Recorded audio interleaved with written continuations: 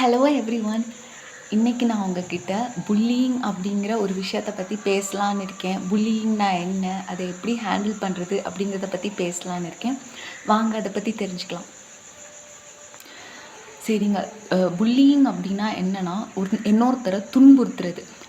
ஒருத்தங்க இன்னொருத்தங்களை தாழ்வு மனப்பான்மையோட ஃபீல் பண்ண வைக்கணும் அப்படிங்கிறதுக்காக மனதளவிலையோ இல்லைனா உடல் ரீதியாகவோ இல்லைனா வார்த்தைகள் மூலமாகவோ இன்னொருத்தருடைய மனசை கஷ்டப்படுத்துறது தான் புல்லியிங். இப்போது புல்லியிங்கை ப்ராக்டிக்கல் எக்ஸாம்பிள்ஸோடு பார்க்கலாம். இப்போது பேசிகிட்டு இருக்கும்போதே ஒருத்தங்க உங்களை அடிக்கிறாங்க இல்லைனா பிடிச்சி தள்ளுறாங்க, இதெல்லாம் உடல் ரீதியாக புல்லியிங் பண்ணுறது. அதே போல் நீங்கள் நல்லா பேசிக்கிட்டு இருப்பீங்க, அப்போ உங்களை அவமானப்படுத்துறது, உங்களை திட்டுறது, உங்கள் மேலே அதிகப்படியான ஒரு கோபத்தை வெளிக்காட்டுறது. நீங்கள் எதுவுமே பண்ணியிருக்க மாட்டீங்க, பட் உங்களை தாழ்வு மனப்பான்மையாக ஃபீல் பண்ண வைக்கணும் அப்படின்ட்டு அவங்க ரொம்ப ஹார்ஷாக உங்கள்கிட்ட பேசுவாங்க. ஸோ அதுவும் ஒரு வகையான புல்லியிங் தான். அடுத்து பார்த்தீங்கன்னா, ஒருத்தங்களை ஐசோலேட் பண்ணுறது, அவங்கள எப்போ பார்த்தாலும் தனிமைப்படுத்துறது. ஒருத்தங்க நம்ம கூட பேச வருவாங்க, ஆனால் எப்போவுமே அவங்கள அவாய்ட் பண்ணுறது. அது மட்டும் இல்லாமல் அவங்க மனசு கஷ்டப்படும்படி ஏதாச்சும் பண்ணிக்கிட்டே இருப்பாங்க. அவங்கள ஒதுக்கணும் அப்படிங்கிற ஒரு மைண்ட் செட்டில் ஏதாச்சும் பண்ணிக்கிட்டே இருப்பாங்க. ஸோ அதுவுமே ஒரு புல்லியிங் தான். அப்புறம் பார்த்தீங்கன்னா, இன்டர்நெட், அதாவது சோஷியல் மீடியா பிளாட்ஃபார்ம்ஸில் இது நம்ம அடிக்கடி கேள்விப்பட்டிருப்போம். மற்றவங்கள திட்டுறது, மற்றவங்க மனசு கஷ்டப்படும்படியாக நடந்துக்கிறது, அவங்க பேரை கெடுக்கிறதுக்காக அவங்க செய்யாத விஷயங்கள்லாம் செஞ்சாங்க, அந்த மாதிரி பொய்யா சொல்கிறது, இது எல்லாமே ஒரு டைப் ஆஃப் புல்லியிங் தான். ஸோ இப்போ நம்ம புல்லியிங் அப்படின்னா என்னென்னு புரிஞ்சுக்கிட்டோம். இனிமேல் இந்த புல்லியிங்கை ஸ்கூல்ஸில் நீங்கள் படிச்சுட்டு இருந்தீங்கன்னா, இல்லைனா காலேஜ், இல்லைனா ஒர்க் பிளேஸில் நீங்கள் ஒர்க் பண்ணுற பிளேசஸ், ஸோ இந்த 3 டிஃப்ரெண்ட் ஏரியாஸில் எப்படி புல்லியிங்கை ஹேண்டில் பண்ணலாம் அப்படிங்கிறத பற்றி டீட்டெயிலாக பார்க்கலாம். இப்போது நீங்கள் ஸ்கூல் படிச்சுட்ருக்கீங்க. நான் இதுக்கு முன்னாடி சொன்ன அந்த புல்லியிங் ரிலேட்டடான விஷயங்கள் உங்களுக்கு நடந்துச்சு அப்படின்னா, ஃபர்ஸ்ட் நீங்கள் அமைதியாக இருக்கணும். அமைதியாக இருங்க அப்படின்னா, உடனே அவங்க செய்கிறதெல்லாம் தாங்கிக்கிட்டு அதை பற்றி யார்கிட்டையும் எக்ஸ்பிளைன் பண்ணாமல் அப்படிலாம் இல்லை. பட் அந்த சிச்சுவேஷனில் நீங்கள் அமைதியாக இருக்கணும். சரி, ஓகே. இப்போது உங்களை புல்லியிங் பண்ணுறவங்க முன்னாடி நீங்கள் அமைதியாக இருக்கீங்கள்ல, இனிமேல் என்ன பண்ணோம் அப்படின்னா, அந்த பீப்புள் அந்த பிளேஸை விட்டு போன அப்புறமா நீங்கள் டீச்சர்ஸ்கிட்ட போய், இல்லைனா உங்கள் ஸ்கூலில் நீங்கள் யாரை ரொம்ப ட்ரஸ்ட் பண்ணுறீங்களோ அப்படிப்பட்ட நம்பகத்தன்மையுள்ள டீச்சர்ஸ்கிட்ட போய் நீங்கள் என்ன பண்ணணும்னா, இதை பற்றி இன்ஃபார்ம் பண்ணணும். உங்களுக்கு நடந்த சிச்சுவேஷன் பற்றி நீங்கள் தெளிவாக எக்ஸ்பிளைன் பண்ணணும்.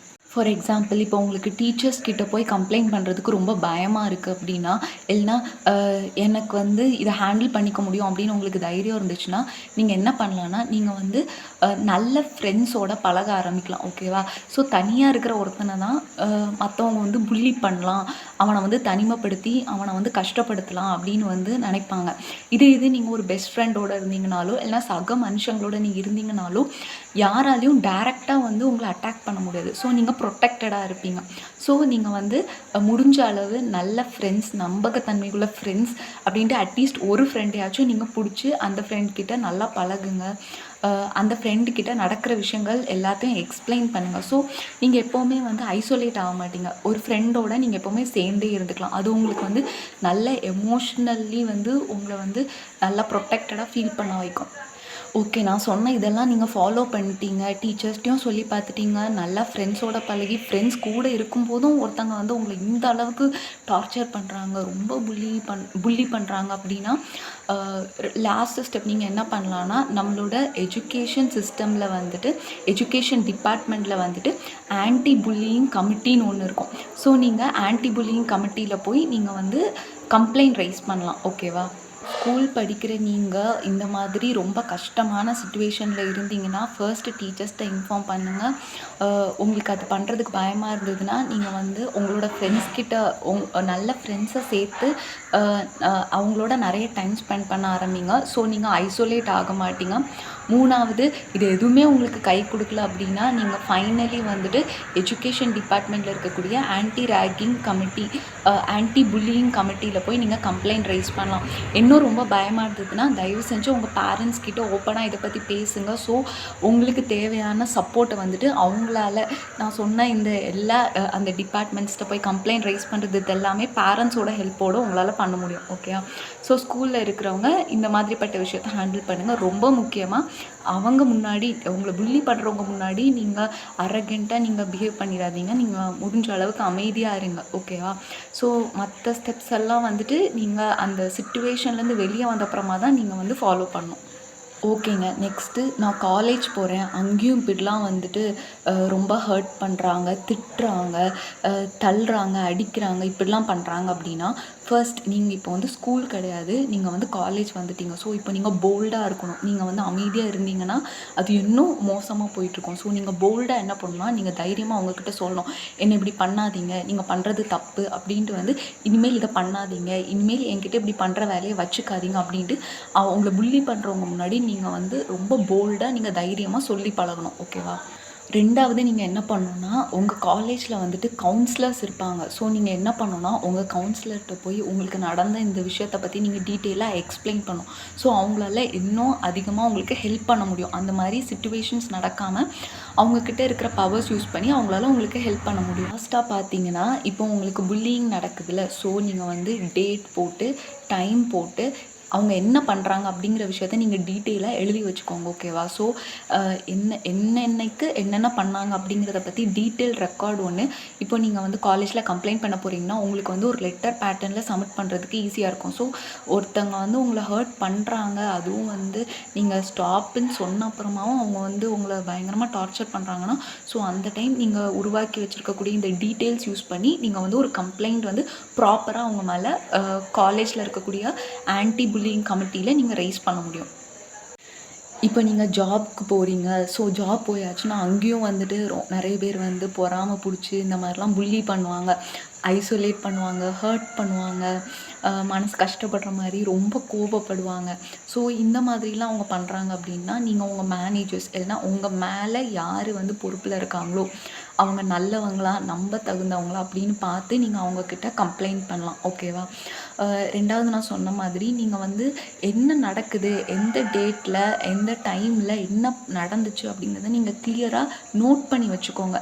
இப்படி நீங்கள் நோட் பண்ணுறது மூலமாக நீங்கள் உங்களால் ஈஸியாக வந்துட்டு ஒரு கம்ப்ளைண்ட் லெட்டர் உங்களால் ப்ரிப்பேர் பண்ண முடியும். சம்டைம்ஸ் நம்ம போய் ஒருத்தங்கக்கிட்ட எக்ஸ்பிளைன் பண்ணும்போது நமக்கு எல்லாமே மறந்துடும். அவங்க இப்படிலாம் பண்ணாங்க அப்படின்ட்டு வந்து ஒன்றா சொல்லும்போது நமக்கு மறந்துடும். இதே நம்ம ரிட்டன் ஃபார்மேட்டில் வச்சுருக்கும்போது நம்மளால் எல்லாத்தையும் வந்துட்டு தெளிவாக எக்ஸ்பிளைன் பண்ண முடியும். அந்த டைம் நமக்கு என்ன ஃபீலிங் இருந்துச்சு, என்ன உணர்வு இருந்தது, நம்ம என்ன சொன்னோம், நம்ம சொன்னதுக்கு அவங்க என்ன ரிப்ளை பண்ணாங்க அப்படின்ட்டு எல்லாத்தையும் நீங்கள் டீட்டெயில்டாக நோட் பண்ணும்போது அது வந்து ஒரு ஸ்ட்ராங் எவிடன்ஸ். ஓகேவா? ஸோ அந்த எவிடன்ஸ் வந்துட்டு உங்களுக்காக பேசும். ஸோ நீங்கள் கிளியராக நோட் பண்ணி வச்சுட்டு உங்கள் மேனேஜர்ஸ் கிட்ட, உங்கள் மேலே இருக்கிறவங்க யாராச்சும் ஒருத்தங்க கிட்ட போய் இதை பற்றி நீங்கள் எக்ஸ்பிளைன் பண்ணுங்கள், ஒரு கம்ப்ளைண்ட் ரைஸ் பண்ணுங்கள். ஓகேவா? இதெல்லாம் பண்ணப்புறமும் வேறு வழியே இல்லை, பயங்கரமாக உயிருக்கே ஆபத்து விளைவிக்கிற அளவில் ஒருத்தங்க ட்ரீட் பண்ணாங்க அப்படின்னா, அப்போ ஃபைனலி லீகல் ஆக்ஷன் தான் நம்ம எடுத்தாகணும். மேலே உள்ள எல்லா விஷயம் நான் இதுக்கு முன்னாடி சொன்ன எல்லாத்தையும் நீங்கள் வந்து ஃபாலோ பண்ணி பாருங்கள். வேறு வழியே இல்லை. இதுக்கு மேலே இங்கே இருந்தாச்சுன்னா நான் வந்து எமோஷ்னலி மட்டும் இல்லை, எல்லா விதத்துலேயும் என்னோடய லைஃபுக்கே டேஞ்சர் ஆகும் அப்படின்னு ஒரு சிச்சுவேஷனில் கண்டிப்பாக நீங்கள் வந்து லீகல் ஆக்ஷன் எடுங்க, லீகலி கம்ப்ளைண்ட் ஃபைல் பண்ணுங்கள். ஓகே. ஃபைனலி ரொம்ப முக்கியமான ஒரு குவாலிட்டி என்னென்னா, பொதுவாக யாரை புல்லி பண்ணுவாங்கன்னா, ரொம்ப அமைதியாக இருக்கிறவங்க, எதிர்த்து பேசாமல் இருக்கிறவங்க, அப்பாவிங்களை தான் பிடிச்சி புல்லி பண்ணுவாங்க. ஸோ நீங்கள் எப்போவுமே என்ன பண்ணணும்னா, செல்ஃப் கான்ஃபிடென்ஸாக வளர்த்துக்கணும். ரொம்ப கான்ஃபிடென்ட்டாக அவங்கள ப்ரெசென்ட் பண்ணிக்கணும். யாராச்சும் அவங்கள வந்து ரொம்ப இழிவாக நடத்த ட்ரை பண்ணுறாங்க அப்படின்னாலே நீங்கள் அலர்ட் ஆகிக்கணும். கண்டிப்பாக கான்ஃபிடென்ட்டாக இருங்க. எல்லாத்துக்கும் மேலே புல்லியிங் வந்துட்டு ரொம்ப மோசமான ஒரு மென்டல் ட்ராமாவை நமக்கு உருவாக்கும். ஸோ நீங்கள் என்ன பண்ணணுன்னா, இப்படி ஒரு விஷயம் நடக்குது, இல்லைனா உங்களுக்கு வந்து இது தப்பாக போய் முடிய போகும் அப்படின்ட்டு உங்களுக்கு ஒரு இன்ட்யூஷன் க்ரியேட் ஆச்சுனாலே நீங்கள் வந்து ஒரு நல்ல கவுன்சிலர் மீட் பண்ணுங்கள். இதை எப்படி ஹேண்டில் பண்ணுறது அப்படிங்கிற விஷயத்த அவங்க மூலமாக கொஞ்சம் புரிஞ்சுக்கோங்க. 2வது வீட்டில் பேரண்ட்ஸ் இருந்தாங்கன்னா, நீங்கள் பேரண்ட்ஸ் கிட்ட எக்ஸ்பிளைன் பண்ணுங்கள். நீங்கள் யாரை நம்புறீங்களோ அவங்கக்கிட்ட இதை பற்றி எக்ஸ்பிளைன் பண்ணுங்கள். ஸோ இதெல்லாம் நீங்கள் மேக்ஸிமம் பண்ணாலே உங்களால் அந்த சிச்சுவேஷனை நீங்கள் தைரியமாக இருந்தாலே ஹேண்டில் பண்ணிடலாம். ஸோ ரொம்ப முடியாத பட்சத்தில் நீங்கள் வந்து கம்ப்ளைண்ட் ரைஸ் பண்ணலாம். ஸோ இவ்வளோ வேஸ் இருக்குது புல்லியிங்லேருந்து நம்மளை பாதுகாத்துக்க.